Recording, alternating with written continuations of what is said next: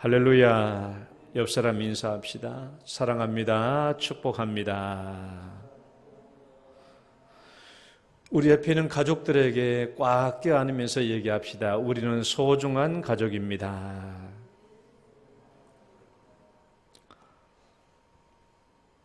오늘은 칭찬받는 믿음, 책망받는 믿음에 대해서 함께 말씀을 드리려고 합니다. 우리는 다 한결같이 믿음으로 산다라고 얘기하죠. 우리는 다 같이 믿음으로 산다라고 얘기하지만 다 같은 믿음일까요? 우리 각자의 믿음이 얼마나 천차만별이겠습니까? 우리가 포도 주스를 한번 생각해 봐요.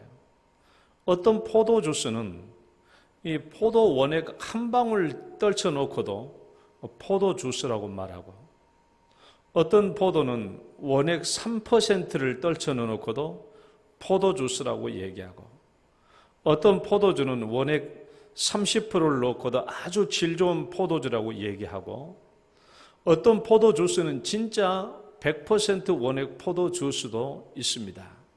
그런데 다 한결같이 상표는 뭐냐? 포도 주스예요. 포도 주스. 그런데 그 맛은 각각 천차만별일 수밖에 없겠죠. 우리가 다 같이 믿음으로 산다고 하지만은 그 믿음이 얼마나 천차만별이겠습니까?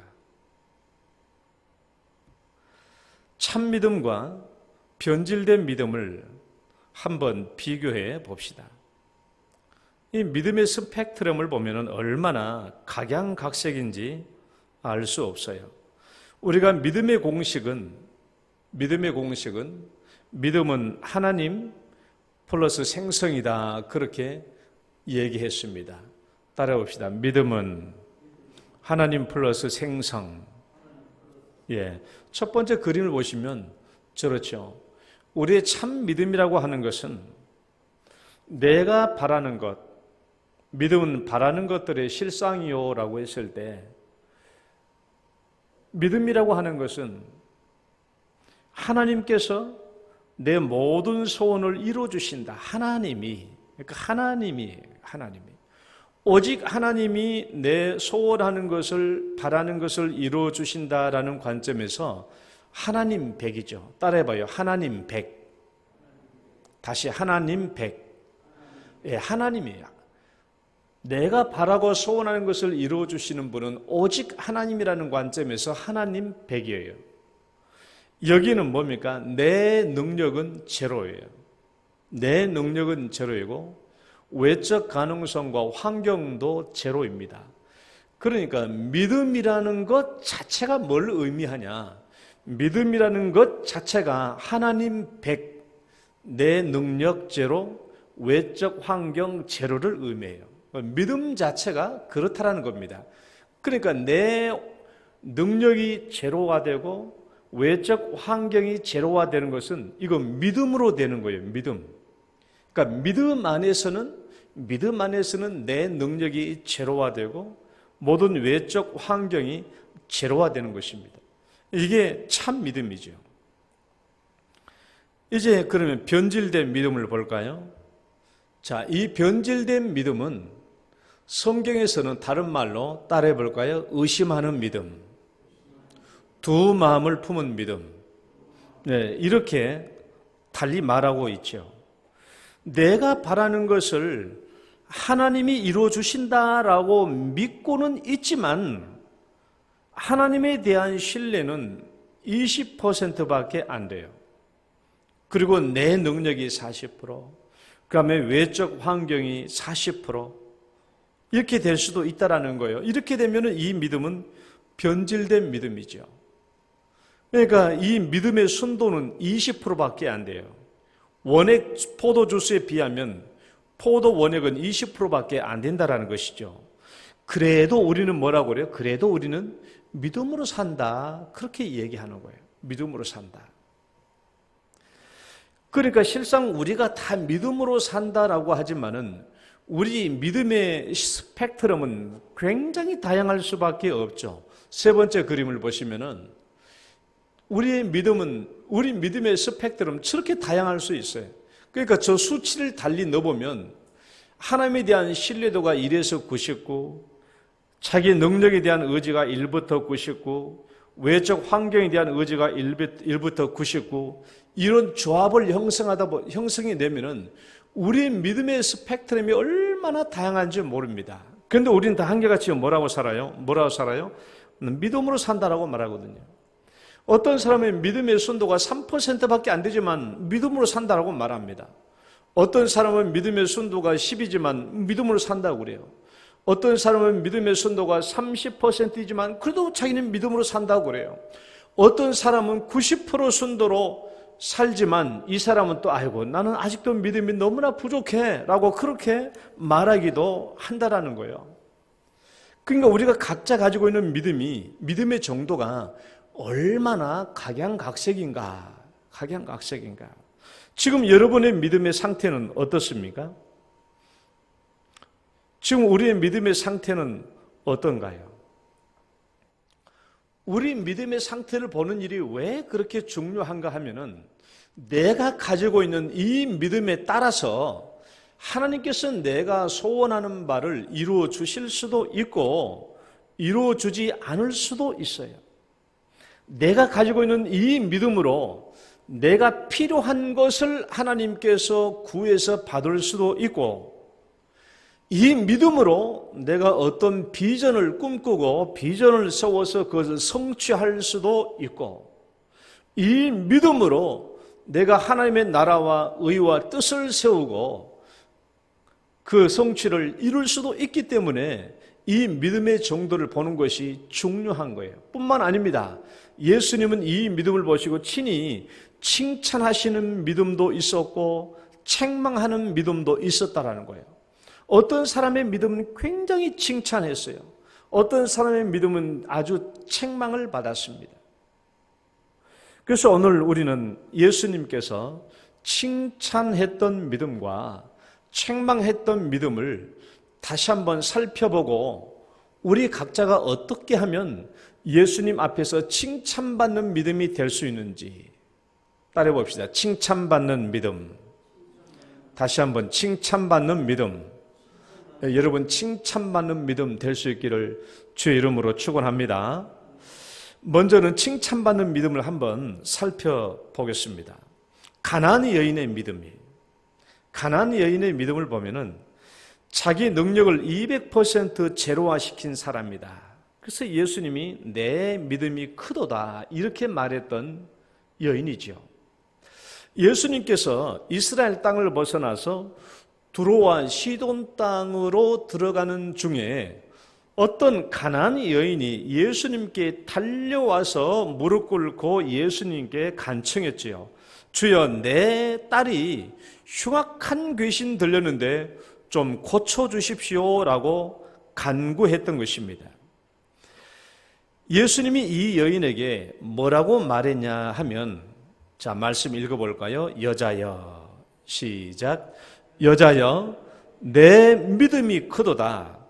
네 소원대로 되리라 하시니 그때부터 그의 딸이 나으니라. 예수님께서 이 여인에게 내 믿음이 크도다. 따라봅시다. 내 믿음이 크도다. 이렇게 칭찬했거든요. 왜 예수님께서 이 여인의 믿음을 내 믿음이 크도다라고 이렇게 칭찬을 했을까? 제가 그대로 분석해 봅니다. 첫 번째는 오직 예수님 100이에요. 따라해봐요. 오직 예수님 100. 이 말은 자기의 딸을, 흉악한 귀신 들린 딸을 고쳐주실 분은 오직 예수님으로만 보았다라는 거예요. 그러니까 오직 예수님 100이에요. 이 여인이 예수님을 불렀는데요. 뭐라고 불렀냐? 다윗의 자손이여. 읽어봐요. 시작. 다윗의 자손이여 나를 불쌍히 여기소서. 이 가나안 여인은 이스라엘 백성이 아닙니다. 이방 여인이에요. 이방 여인인데 예수님을 뭐라고 불렀냐? 그러면 다윗의 자손이라고 부른 거예요. 여러분 마태복음에서 다윗의 자손이라는 호칭은 하나님의 아들이시요 메시아라는 그런 의미입니다. 그러니까 이 여인은 예수님을 단지 병자나 잘 고치는 그런 선제로 보는 것이 아니라 정말 이스라엘 백성들 사회에서 대대로 기다리고 기대해 왔던 하나님의 아들 메시아로 보았다라는 것을 의미해요. 그래서 이 예수님은 자기 딸에게서 흉악한 귀신을 쫓아내는데 조금도 의심하지 않았어요. 완전히 100% 믿었다라는 것이죠. 그러니까 이 다음에 나오는 예수님께 칭찬받는 이 여인의 모든 행동은 이 믿음에서 나온 거예요. 예수님을 오직 백으로 봤다. 그다음에 두 번째, 외적 가능성을 제로화했어요. 외적 가능성을 제로화했습니다. 그러니까 자기 딸을 고치는데 외적 가능성, 환경은 완전히 제로화했어요. 예수님 외에는 절대로 다른 데에서 치료받을 길이 없다라고 이 여인은 믿은 것입니다. 그것을 어떻게 알 수 있냐? 무엇을 보면 알 수 있냐? 그렇게 여러 번 거절했음에도 불구하고 포기하지 않고 돌아가지 않는 것을 보면 알 수 있어요. 한번 봐봐요. 첫 번째는 예수님의 외면에도 돌아가지 않았습니다. 예수님, 다윗의 자손이여, 내 딸이 흉악한 귀신 들렸는데 좀 고쳐주옵소서라고 다윗의 자손이라고 부르짖었음에도 불구하고 예수님의 반응이 어떠냐? 읽어봐요. 예수는 한 말씀도 시작. 예수는 한 말씀도 대답하지 아니하시니. 여러분 생각해봐요. 저 예수님이 내 딸의 귀신을 쫓아내줄 것이라고 믿고 확신하고 정말 이 예수님은 다윗의 자손이라고 확신하는 가운데서 그렇게 부르짖고 왔는데도 불구하고 예수님의 반응은 어떠냐? 아주 싸늘했어요. 아무런 대꾸도 하지 않았어요. 아무런 대꾸도. 돌아보지도 않았습니다. 귀를 기울이지도 않았습니다. 그러면 포기할 만 하잖아요. 돌아갈 만 하잖아요. 예수님이 귀머거리도 아니고 저 지책에서 다윗의 자손 예수여 내 딸을 고쳐주옵소서라고 부르짖었고 소리질렀는데 불구하고 예수님께서 전혀 듣지 않고 귀를 기울이지 않고 전혀 반응도 하지 않으면 절망할 수 있죠. 포기하고 돌아갈 수 있지 않아요? 그런데 이 여인은 돌아가지 않았어요. 왜 돌아가지 않았을까요? 이 예수 외에는 도무지 자기 딸을 고쳐줄 사람이 없으니까 예수 외에는 없다라는 거예요. 예수 외에는. 그러니까 예수 외에 다른 외적 환경을 완전히 제로화시킨 것입니다. 다른 데는 없다는 거예요. 다른 데. 예수님밖에 없어요. 예수님밖에. 그러니까 예수님이 들은 척도 하지 않아도 불구하고 돌아가지 않고 계속 예수님의 뒤를 따른 것이죠. 두 번째는요. 제자들의 거절에도 돌아가지 않아요. 제자들의 거절에도 돌아가지 않습니다. 제자들이 계속 이 여인이 소리를 지르며 뒤따라 왔습니다. 근데 제자들이 생각해도 좀 이상해. 예수님이 좀 반응 좀 보일 것 같은데 저 여인이 계속 따라오면서 부르짖어도 예수님이 아무런 반응도 없거든요. 그러니까 제자들이 예수님께 뭐라고 그래요? 예수님, 저렇게 크게 소리 지르고 계속 오는데 또 예수님이 안 고쳐주려면 이제 돌려보냅시다. 돌려보내자고. 그렇게 제자들이 예수님께 돌려보내자고 그렇게 쏙닥쏙닥 거리는데도 불구하고 이 제자들이 모여서 이런 거절의 분위기에도 불구하고 여인은 아랑곳하지 않고 예수님을 따라요. 왜 그럴까요? 제자들조차도 이 여인의 편에서 돌아선 겁니다. 그럼에도 불구하고 이 여인은 돌아가지 않아요. 포기하지 않아요. 왜 그래요? 예수님만 자기 딸을 고쳐주실 수 있기 때문에. 다른 외적 환경을 완전히 제로화시키는 것입니다. 예수 외에는 안 된다라는 거예요. 예수 외에는 자기 딸을 고쳐줄 자가 없기 때문에 어떤 환경에도 불구하고 포기하거나 돌아가지 않는 것이죠. 그 다음에 세 번째는요, 예수님이 직접적으로 거절해도 돌아가지 않는 거예요. 예수님의 직접적인 거절의 말에도 돌아가지 않았습니다. 자, 다윗의 자손 예수여라고 부르짖었습니다. 그렇게 부르짖었어도 예수님은 들은 척도 하지 않고 계속 갔어요. 하나님의 아들이요 메시아라고 불렀음에도 불구하고 대답이 없었던 예수님이 드디어 입을 연 거예요. 드디어 입을 열었는데 그 첫 마디가 무슨 말이냐? 거절하는 말이었어요. 한번 읽어봐요. 나는, 시작. 나는 이스라엘 집에 잃어버린 양 외에는 다른 데로 보내심을 받지 아니하였노라. 그 예수님이 드디어 입을 열었는데, 입을 열기는 열었는데 그 입의 말이 뭐예요? 거절의 말이에요. 거절의 말. 나는 이스라엘 백성들에게 보내심을 받은 것이지 이방 백성들에게 보낸 것이 아니라는 거예요.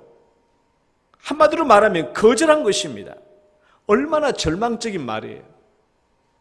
귀를 기울이지도 않던 그 예수님이, 들은 척도 하지 않는 그 예수님이 드디어 입을 열었는데 그 말이 아니라는 거예요. 나는 너희들에게 보낸받은 바가 아니다. 이방 백성들에게 보낸 바가 아니다라고 거절한 거예요. 그러면 얼마나 절망적이겠습니까? 이 정도가 되면 포기해야 되지 않겠어요? 근데 이 여인은 돌아가지 않는 거예요. 예수님이 거절의 말에도. 왜? 다른 데서는 절대로 자기 딸을 고칠 수 없다라는 이 명백한 사실을 인정하고 있기 때문에, 그러니까 예수님 외에 다루는 외적 환경은 완전히 제로화시킨 거예요. 예수님 외에는 없다. 따라봅시다. 예수님 외에는 없다. 예수님 외에는 없다고 생각했기 때문에 이 여인은 그만큼 예수님께만 집중할 수 있었던 것입니다. 세 번째, 이 여인은 자기의 능력을 완전히 제로화시켰어요. 완전히 제로. 자기의 능력을 완전히 제로화했어요. 그 자기 자신을 완전히 제로한 거예요. 예수님의 이런 거절에도 불구하고 이 여인이 마지막 힘을 다해서 예수님께 다시 한번 부탁합니다. 주여, 저를 도우소서. 주여, 저를 도우소서. 한번 이렇게 외칩니다. 야, 이렇게 외치면 이제 나를 도와주겠지라고 했는데 다시 한번 이 여인은 청천벽력 같은 예수님의 말씀을 들어야 했습니다. 자녀들의 떡을 읽어봐요. 시작. 자녀들의 떡을 취해서 개들에게 던짐이 마땅하지 아니하니라. 마땅하지 아니하니라. 자녀들의 떡을 취해서 개들에게 던짐이 마땅하지 아니하니라. 여러분, 이 정도 말을 들었으면 자존심 상해서라도 이제 돌아가야 되지 않겠어요? 왜? 개라고 얘기하니까 개. 자기 자신을 개라고 지칭하는데 이만큼 모욕적이고 수치스러운 말이 어디 있겠습니까? 여러분, 우리가 이 여인인 줄 우리가 누구한테 가가지고 도움을 구한다고 쳐봅시다. 우리를 개라고 얘기하면 그만 돌아서지 않겠습니까? 그만 돌아서지 않겠어요? 이만큼 모욕적이고 수치스러운 말이 없으니까요. 이방 민족을 개라고 비유한 것입니다.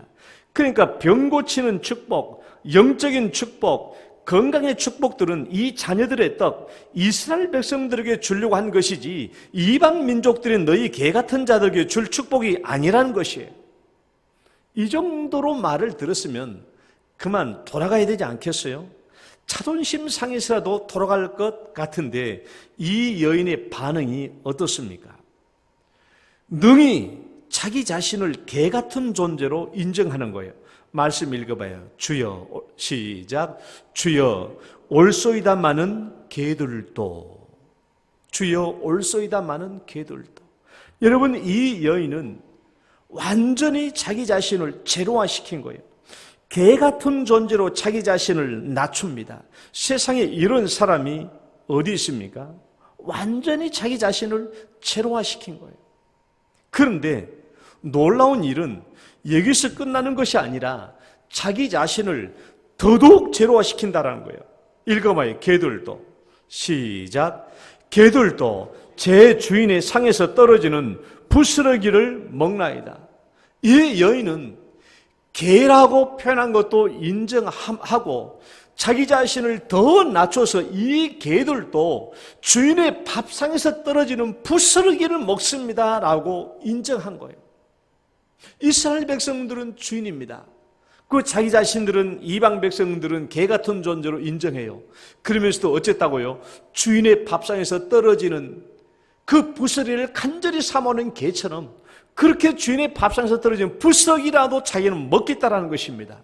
세상에 이렇게 자기 자신을 제로화시킨 사람이 어디 있어요? 여러분 성경 처음부터 끝까지 읽어봐도 이렇게 자기 자신을 제로화시킨 사람은 없잖아요. 이 나만 장군 봐봐요. 엘리사에게 문둥병을 고쳤던 나만 장군, 자존심 상해서 막 돌아가려고 하지 않아요? 자존심 상해서 돌아가려고 하지 않습니까? 이 여인을 보시다. 완전히 자기 자신을 낮춥니다. 얼마나 자기 자신을 낮추는 겸손이 있습니까? 자기 자신을 완전히 100으로 낮출 뿐만 아니라 완전히 자기 자신을 200으로 낮춘 거예요. 완전히 자기 자신을 200으로 낮춘 것입니다. 여러분 자기 자신을, 이 말을 가볍게 생각하지 말고 한번 상상해 봐요. 자기 자신을 하나님 앞에서 자기 자신을 낮추고 낮춘 만큼 뭐가 살아나요? 하나님에 대한 간절함과 하나님을 바라보는 이 애절함과 간절함은 더욱더 높아지겠죠. 그러지 않겠어요? 그래도 내 능력이 50이나 되는데 하면은 하나님을 바라보는 것이 50밖에 안 돼요. 내 능력이 90인데 그러면 하나님을 바라보는 것이 10밖에 안 돼요. 이 여인은 자기 자신을 100으로 낮췄다면 온전히 예수님을 100으로 볼 수 있다는 거예요. 그러나 이 여인이 자기 자신을 200으로 낮췄다는 것은 얼마나 예수님을 간절히 보고 있다는 말입니까? 얼마나 예수님께 집중하고 있다는 말입니까? 그러니까 예수님의 말씀이 뭐예요? 여자여, 읽어봐요. 시작. 여자여, 내 믿음이 크도다. 네 소원대로 되리라 하시니 그때로부터 그의 딸이 나으니라.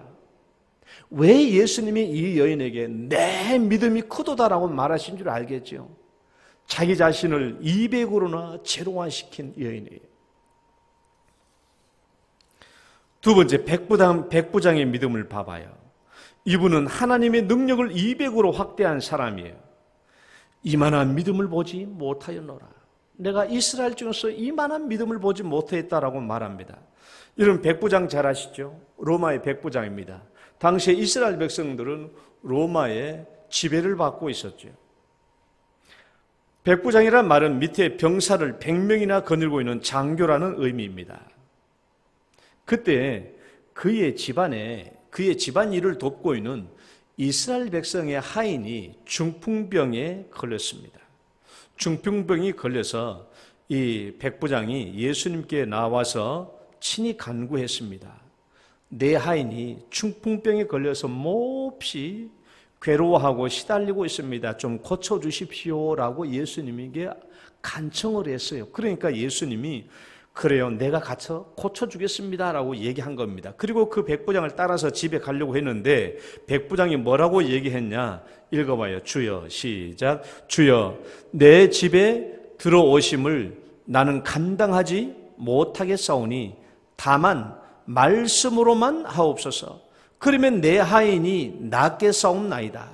나도 남의 수하에 있는 사람이요, 내 아래도 군사가 있으니 이더러 가라 하면 가고 저더러 오라 하면 하고 내 종도로 이것을 하라 하면 하나이다. 이 백부장의 말에 예수님께서 뭐라고 말씀하셨냐? 예수께서, 시작.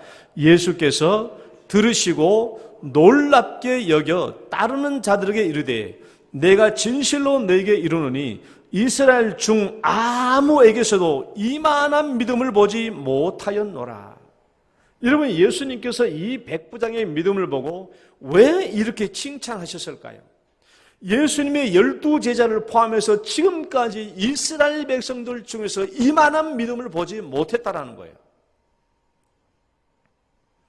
왜 예수님이 백부장의 믿음을 이렇게 칭찬하셨는가 봅시다. 첫 번째, 오직 예수님 백, 따라해봐요. 오직 예수님 100. 오직 예수님을 100으로 보았어요. 이 병을 고쳐주실 분은 오직 예수님밖에 없다라고 본 것입니다. 백부장의 믿음의 준수를 들은 예수님조차도 깜짝 놀랐죠. 백부장이 하는 믿음의 진술을 이제 살펴봅시다. 예수님의 권세를 100으로만 본 게 아니에요. 예수님의 권세를 100으로 본 것이 아니라 아예 예수님의 권세를 200으로 본 거예요. 200으로. 무엇을 보면 알 수 있냐? 이제 한번 살펴봅시다. 첫 번째, 예수님을 주여 하고 부르는 호칭에서 알 수 있어요. 주여. 아이고 목사님, 성경 보면 다 예수님을 주여라고 부르는 사람들이 많지 않습니까? 예, 그렇게 볼 수 있지만은 지금 이 사람이 누구냐 하면 로마의 백부장입니다. 로마의 군사예요. 로마의 군사들은 퀴리오스, 주여라고 부르는 대상은 오직 누구밖에 없어요? 황제밖에 없어요. 황제밖에 없다고. 로마의 군인들은 주여, 자기들의 주가 되시는 분은 황제밖에 없어요. 만약에 다른 사람을 주여라고 부르면 이 사람은 배반자예요. 그 빌라도 총독이 이스라엘 백성들이 빌라도 총독을 뭐라고 위협했어요? 예수님이 하나님의 아들이고 왕이라고 하는데 당신 그거 인정하겠습니까? 당신 인정하겠다면 우리가 당신을 로마의 황제에 고소하겠습니다 하니까 빌라도 총독이 어떻게 됐어요? 그만 뒤로 빠져버렸잖아요. 로마의 백부장이 자기 황제에 대해서 주여라고 말한 것은 당연하지만 다른 존재에 대해서 주여라고 말한 것은 반역죄에 해당되는 거예요. 그럼에도 불구하고 이 이탈리아의 로마의 백부장은 예수님을 퀴리오스, 주여라고 말한 것입니다. 이 말은 사람이라고 말한 게 아니에요. 사람을 주여라고 부른 대상은 오직 황제밖에 없지만은 이 이탈리아 백부장이 예수님을 주여라고 불렀다는 것은 인간 중에 주여라가 아니라 신적인 존재로 예수님을 받아들인 것이죠. 이제 이어서 두 번째 보면 계속 그 사실이 분명히 나타나요. 둘째, 자기 집에 오시는 것을 감당할 수 없다라고 말하는 것을 보면은 예수님을 오직 100으로 봤다라는 것을 알 수 있어요. 여러분 생각해 봐요. 예수님께서 백부장이 내가 너희 집에 가서 고쳐주겠다라고 말하니까 백부장이 아이고 저는 저희 집에 오는 것을 감당치 못합니다. 여러분 상상해 보십시오. 저는 이렇게 생각해요. 로마의 백부장이 집이 좋을까요? 안 좋을까요? 로마의 백부장의 집이 좋은 집이겠습니까? 안 좋은 집이겠습니까? 오늘날로 말하면 대구시청의 관사, 아니 경북도지사의 관사가 좋겠어요? 안 좋겠어요? 저택이잖아요, 저택. 로마의 백부장의 집은 당연히 가장 크겠죠. 가장 튼튼하고 안보가 좋겠죠. 얼마나 시설이 잘 되어 있겠어요? 그러면 로마의 백부장은 당연히 이렇게 말해야 되겠죠. 아이고 예수님 그래요. 저희 집에 오셔서 병자도 고쳐주시고 저희 집이 크고 좋으니까 한 며칠 동안 푹 쉬셨다 가세요. 아마 그렇게 말해야 되지 않겠어요? 그러나 로마의 백부장은 그렇게 말하지 않는 거예요. 저희 집에 들어오는 것을 감당할 수 없습니다라고 말했다는 말은 이 예수님을 사람으로 본 게 아니에요. 백부장이 예수님을 인간으로 봤다고 친다면 아이고 그래요. 아이고 오셔서 우리 병자도 고쳐주시고 제가 대접이 되니까 며칠 동안 푹 쉬셨다 가세요. 그렇게 얘기했겠죠. 그러나 이 백부장은 그게 아닙니다. 내 집에 들어온 것을 감당할 수 없다라고 말한 것은 예수님을 사람으로 본 게 아니라는 거예요. 예수님을 얼마나 큰 신적인 존재로 보고 있다는 말입니까? 이것은 세 번째 증언에서 아주 명백하게 드러나요. 셋째, 읽어봐요. 셋째는 시작. 믿음으로만 해도 병이 나을 것이라고 말한 것에서 알 수 있어요. 예수님, 이 병을 고칠 분은 오직 예수님이라고 인정했는데 이건 예수님을 100으로 인정한 것이 아니라 200으로 인정한 거예요. 이제 말씀을 보면 알 수 있어요. 병자를 치료하려면 어떻게든 병자를 예수님과 대면시켜야 되지 않겠어요? 그래야 되잖아요. 누구든지 병자를 고치려면 그래서 예수님께 병자를 대면시키려고 어떤 사람은 지붕을 뚫고 예수님께 병자를 내렸던 사람도 있고, 어떻게든 병자를 예수님과 대면시켜야 되고, 그러니까 혈루증 여인도 어떻게든 예수님 앞에 나가야 했던 것이고 그렇잖아요. 그렇지 않으면 예수님을 집으로 모셔가서 병자를 만나게 하든지요. 병자와 예수님을 만나야 예수님이 치유해줄 수 않겠어요? 그런데 이 백부장은 뭐라고 말합니까? 예수님이 병자에게까지 갈 필요가 없다라는 거예요. 병자에게까지 가지 않아도 치료될 수 있다라는 겁니다. 예수님께서 얘기해서 말씀으로만 해도, 자, 병자가 나을 것이다, 네 병자가 나았노라, 이렇게 말씀만 선포해도 자기 집에 있는 병자가 낫게 될 것이라는 믿음이에요. 정말 대단한 믿음 아니에요? 대단한 믿음이에요. 예수님이 여기서 말씀만 해도 우리 집에 있는 병자가 나을 거라는 것입니다. 그 믿음을 가지고 있었는데, 그 더 놀라운 것은 이 백부장이 하고 있는 그 다음에 진술입니다. 진술. 더 놀라운 믿음, 그 다음에 진술이에요. 이래요. 자, 백부장이 이렇게 말하잖아요.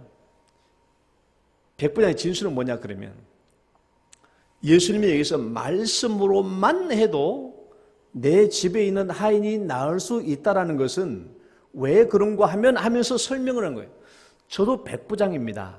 제 위에도 나보다 높은 사람이 있고, 백부장으로 내 집에는 나보다 낮은 사람도 있는데, 내가 내 집안에서, 그러니까 내가 내 권세하에 있는 사람들에게서, 내 집에서 누구에게 가거라 하면 그 사람은 가고, 이리 오너라 하면 이리 오고, 무슨 일을 하거라 하면 그 일을 합니다. 내가 다스리고 있는 내 권세의 집 안에서는 내가 무슨 말을 하면 그대로 됩니다. 그대로 되니까 예수님께서도 여기서도 그대로 말씀만 하면 저쪽에서는 그대로 병자가 나을 것입니다 라고 인정한 거예요. 그러면 이 백부장은 예수님의 권세를 어떻게 인정하고 있다는 거예요? 백부장은 자기 권세 하에서, 자기가 통치하고 있는 이 권세 하에서는 누구에게 가라 그렇게 하면 가고, 오라 그렇게 하면 오고, 무슨 일을 하라 그렇게 하면 다 한다는 거예요. 자기 말이 그대로 이루어진다는 것입니다. 그러니까 예수님은 집에 올 필요 없이 여기서 말씀만 하시면 저 집에 있는 내 병자가 나을 것입니다 라고 이렇게 인정한 것은 예수님의 권세와 통치와 지도가 어디에 미친다라는 거예요? 온 세상에 미친다라는 거예요. 온 세상에. 온 세상에 예수님의 권세와 통치하에 있다는 것입니다.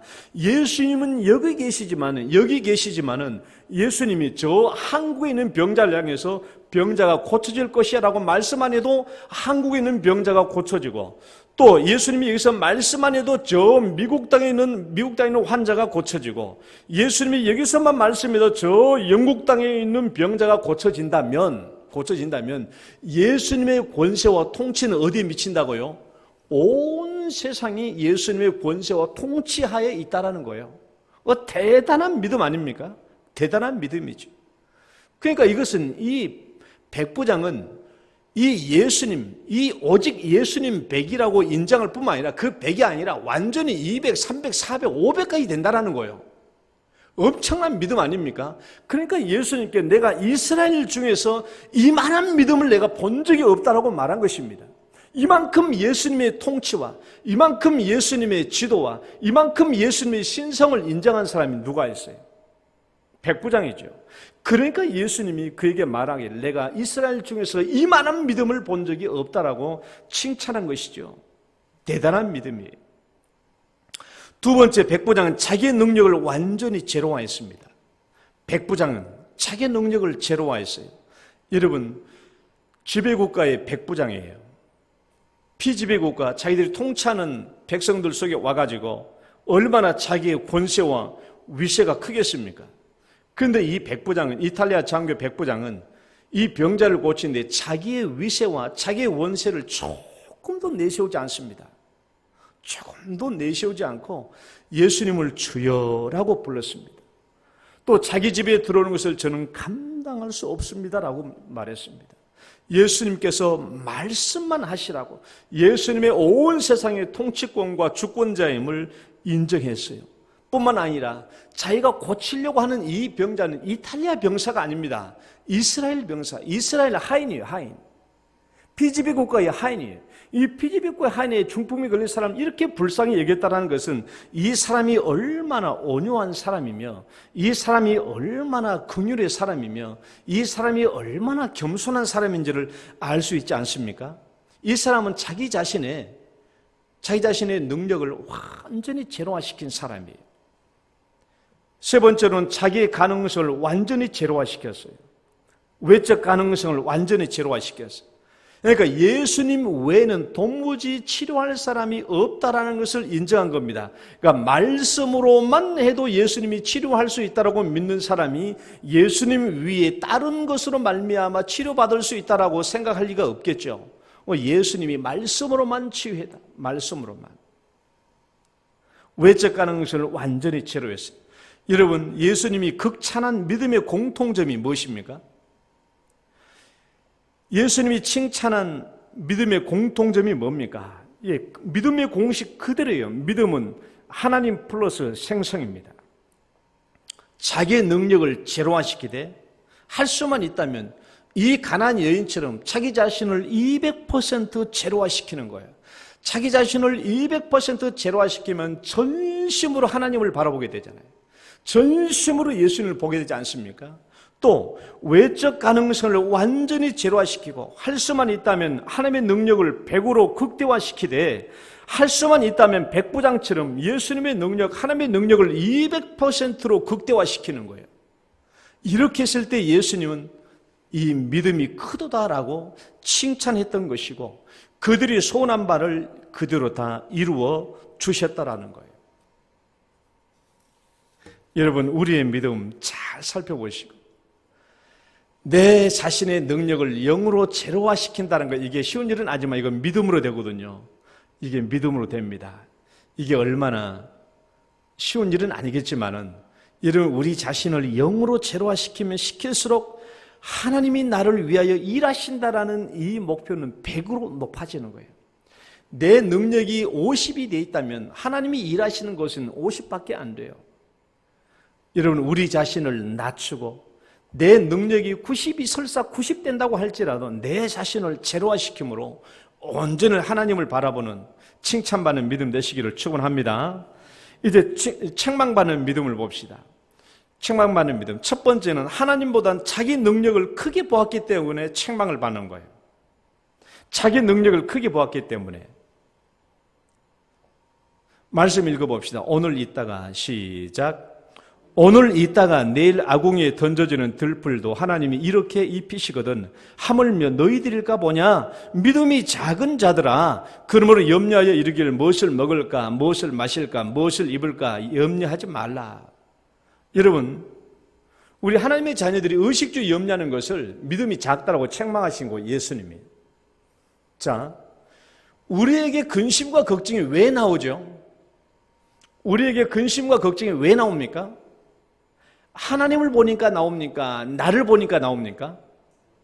나를 보니까 나와요. 왜 나를 보면 나와요? 먹고 살기에 내 능력은 너무나 하찮으니까. 먹고 살기에는 내 능력이 너무 하찮으니까 근심과 걱정이 나오는 거예요. 하나님을 바라보면은, 하나님의 능력 100을 바라보면은 근심 걱정이 안 나요. 평안함이 있고, 그래도 하나님이 나를 먹여주시고 돌봐주실 거야 하는 믿음이 나와요. 평안이 나오고 안심이 나오고 기쁨이 나오고. 그러나 내 자신을 바라보면 근심과 걱정이 나와요. 그러니까 근심과 걱정이 된다는 말은 내 자신을 제로하지 못했다라는 것을 의미하는 것입니다. 또 내 능력이 90이나 되는 사람도 근심 걱정이 안 나와요. 내 능력이 90 되는 사람도 근심 걱정이 안 나와요. 왜요? 내 능력이 90인데 먹고 살기에 충분한데 왜 근심 걱정이 나와요? 그러나 이것도 불신앙이에요. 내 능력이 20밖에 안 되는 하찮은 것을 생각해도 나에게서 근심과 걱정이 나오면 이것도 불신앙적인 것이고, 내 능력이 90이라고 생각돼서 그걸 의지해서 불안이 안 나오고 아이고 나는 괜찮아 하나님 안 도와주셔도 돼 라는 이런 교만함이 나와도 그것도 불신앙적이라는 거예요. 그러니까 우리는 내 신앙을, 내 능력을 0으로 제로화시켜야 되는 거예요.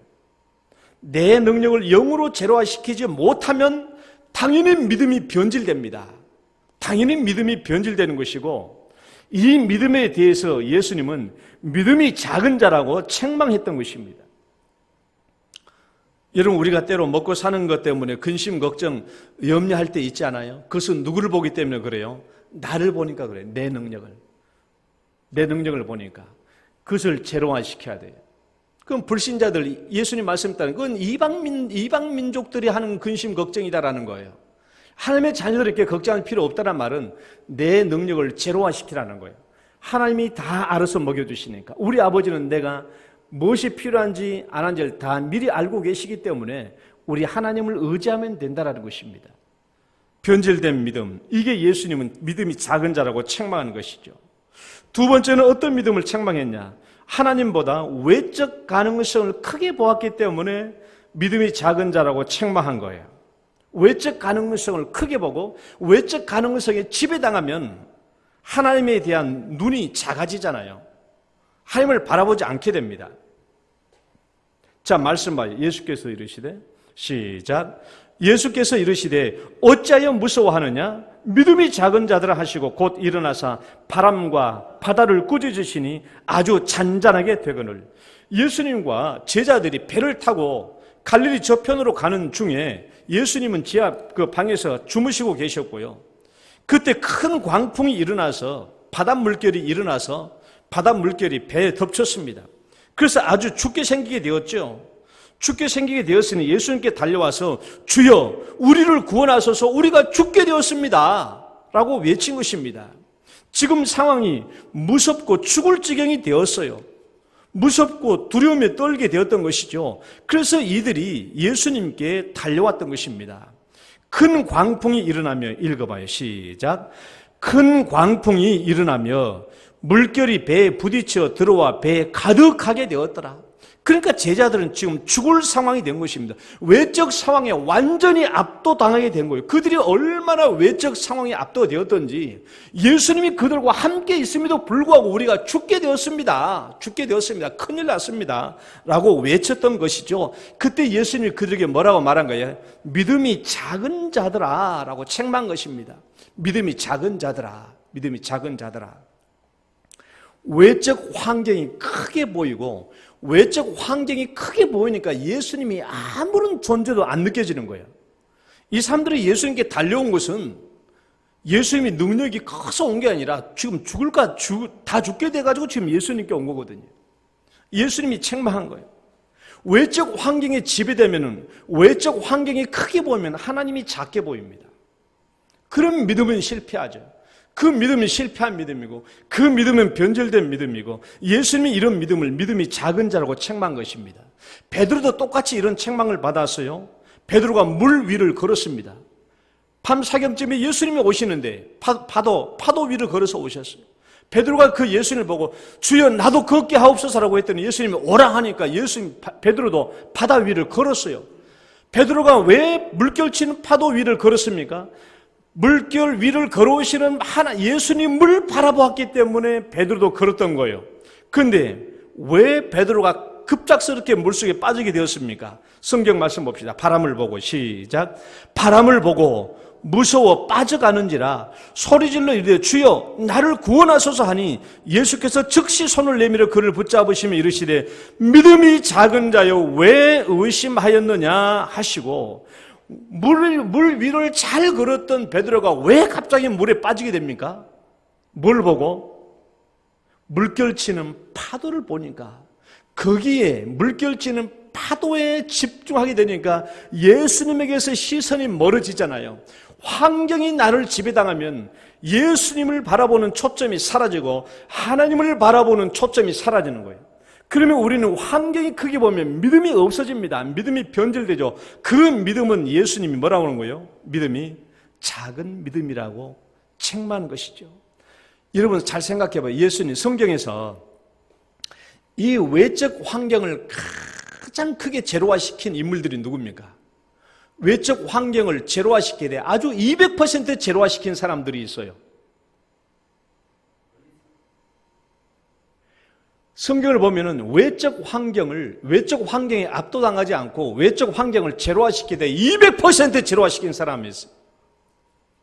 오늘 자기 자신을 제로화시키되 200% 제로화시킨 사람은 가나안 여인이고, 예수님의 능력을 확대시키고 가능성을 확대시키되 200%가 확장시킨 사람은 백부장이고, 외적 환경을 제로화시키되 완전히 200%까지 제로화시킨 사람은 누구예요? 다니엘의 세 친구들이에요. 느부갓네살 왕이 내가 세운 금시상에 절하지 않으면 맹렬히 타는 풀무불에 던져 넣겠다라고 했는데 사드락 메삭 아벤노고는 절 안 했어요. 끌려왔습니다. 지금이라도 절하라. 지금이라도 절 안 하면 너희들이 7배나 그 불을 뜨겁게 해가지고 널 저 불 속에 내가 살라버릴 것이다. 사드락 메삭 아벤노고가 어떻게 했습니까? 그 외적 환경이 굴했나요? 완전히 그냥 느부갓네살 왕의 얼굴을 그냥 똥칠해 버렸잖아요. 왕이요. 그런 말을 하지 마십시오. 하나님이 우리를 구원하지 않는다고 할지라도 우리는 저 불 속에 뛰어들어갑니다. 얼마나 외적 환경을 제로화시킵니까? 완전히 200% 제로화시킨 사람 아니에요. 얼마나 하나님께 칭찬받는 믿음입니까? 그래서 그들은 거기서 구원을 받은 것이죠. 이제 결론입니다. 그렇다면 내 능력과 외적 환경을 제로화시키되 내 능력과 외적 환경에 사로잡히지 않고 승리할 수 있는 비결이 뭐냐? 예수님이 이미 말씀해 주셨어요. 그 답안이 오늘 읽었던 본문에 나와 있는 것입니다. 예수님이 변화산에서 내려왔더니 밑에 마을에서는 어떤 일이 벌어지고 있었냐 그러면, 어떤 병자의 아버지가 간질병 걸려있고 귀신 들린 자기 아들을 데리고 왔는데 제자들에게 고쳐달라고 했지만은 제자들이 고쳐주지 못하고 있었습니다. 제자들이 그런 어려움이 있었죠. 그 예수님이 변화산에 내려왔더니 그 병자의 아버지가 제자들이 능히 고치지 못했습니다. 예수님 좀 고쳐주십시오 라고 얘기해서 예수님이 고쳐주셨어요. 고쳐주셨고 그날 조용한 때에 제자들이 와가지고 예수님께 물었어요. 우리는 어찌하여 쫓아내지 못했습니까? 라고 물었습니다.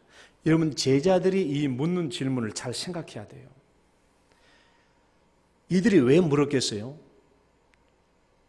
당연하죠. 예수님은 쫓아낼 수 있지만 자기들은 예수님과 능력이 같지 않기 때문에 못 쫓아낸 것은 당연합니다. 그럼 물을 필요가 없죠. 근데 왜 물었냐 그러면은 바로 며칠 전까지만 해도 그들이 귀신을 쫓아냈거든요. 근데 지금은 안 됐던 것입니다. 지금은 안 됐던 거예요. 성경 말씀 보면 바로 몇 절 앞에 보면은 이미 제자들이 귀신을 쫓아냈어요. 그런데 왜 지금은 안 나갔냐라는 거예요. 지금 제자들은 그게 궁금해서 묻는 것입니다. 예수님의 대답이 무엇입니까? 읽어봐요. 시작. 너희 믿음이 작은 까닭이니라. 마가복음에서는 이렇게 대답해 줬어요. 예수께서 이르시되 할 수 있거든이 무슨 말이냐? 믿는 자에게 능치 못할 일이 없느니라. 따라해봐요. 믿는 자에게는 능치 못할 일이 없느니라. 예, 그리고 또 제자들이 조용히 와서 또 물었어요. 또 물으니까 예수님이 뭐라고 대답했냐 하면 이번에는 기도 외에는 읽어봐요. 시작. 기도 외에는 다른 것으로는 이런 종류가 나갈 수 없느니라 하시니라. 그러니까 이 두 말씀을 생각해 보면 우리가 어떤 문제를 해결하지 못한 이유는 믿음이 적은 까닭이고 기도하지 않는 까닭이에요. 따라해 봅시다. 믿음이 적고 기도하지 않는 이유. 우리가 무슨 일이든지 간에 그 일이 이루어지지 못한 이유는 믿음이 적고 그 다음에 기도하지 않는 까닭이라는 거예요. 이것은 우리가 지금까지 배워왔던 믿음에 관한 그 내용입니다. 지금까지 배웠던 우리의 믿음의 공식이 뭐예요? 믿음은 하나님 플러스 생성이에요. 자, 이제 앞을 봐요. 하나님은 우리가 바라고 소원하는 모든 것을 이루어 주시는 분입니다. 이루어 주시는 분이에요. 우리는 그것을 하나님 백으로 믿고 있는 거예요.